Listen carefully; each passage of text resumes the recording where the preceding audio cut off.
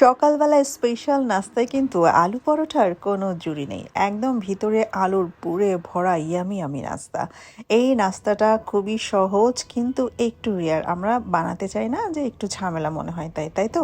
তো আজকে একদম ইজি ওয়েতে আমি দেখিয়ে দেব। প্রথমে আমি ময়দাটা ডো করে নিচ্ছি। উষ্ণ গরম পানি, স্বাদমতো চিনি, লবণ আর তেল দিয়ে। তো এটা মাখিয়ে আমি কিছুক্ষণ রেখে দিয়েছি। এখন আমি আলুর পুরটা বানিয়ে নিব।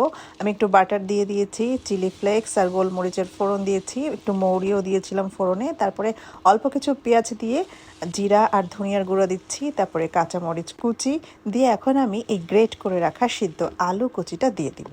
এখন এখানে আমি দিয়েছি 1 চামচের মতন চাট মশলা আর ধনিয়া পাতা। এই যে নেড়ে চেড়ে, কোনো পানি দেওয়ার দরকার নেই, স্বাদমতো লবণ দিয়ে একটু নেড়ে চেড়ে মাখা মাখা করে নামিয়ে নিয়ে নিন। হয়ে গেল একদম স্পেশাল পুর। আর এই পুরটা কিন্তু আপনার আলু পরোটাকে মজা বানানোর জন্য খুবই হেল্পফুল। তো তারপরে আমি মোটা করে একটু রুটির একটু শেপ দিয়ে হালকা মোটা করে আমি একটা রুটি বানিয়ে নিলাম ছোট করে। তারপরে এর ভিতরে পুর দিয়ে ভালোভাবে মুখটাকে মুড়ে দিয়ে আমি যে কটা রুটি বানাবো সে কটা ফার্স্টে বেলে নিলাম। তো আমি 3টা বানাবো, তো 3টা বানিয়ে নিয়েছি।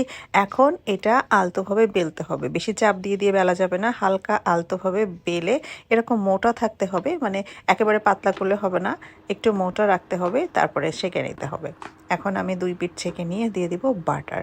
বাটারটা যত ভরে ভরে দিতে পারবেন ততই কিন্তু এই পরোটাটা মানে মজা লাগবে। এই যে আমি 2 পাশ উল্টে দিলাম, দেখেন কেমন ফুলে ফুলকো ফুলকো লুচির মতো হয়ে গেছে না? তো মানে আপনি যখন সব কিছু পারফেক্ট বানাবেন তখন আউটকামও পারফেক্ট আসবে, তাই না? আর এই পরোটাটা কোনো আচার কিংবা টক দই দিয়ে সার্ভ করতে পারেন, খুবই মজা লাগবে। আর যদি ডিম খেতে চান ডিমের সাথেও খেতে পারেন, কিন্তু আমার কাছে টক দই দিয়ে খেতে কিন্তু দারুণ লাগে।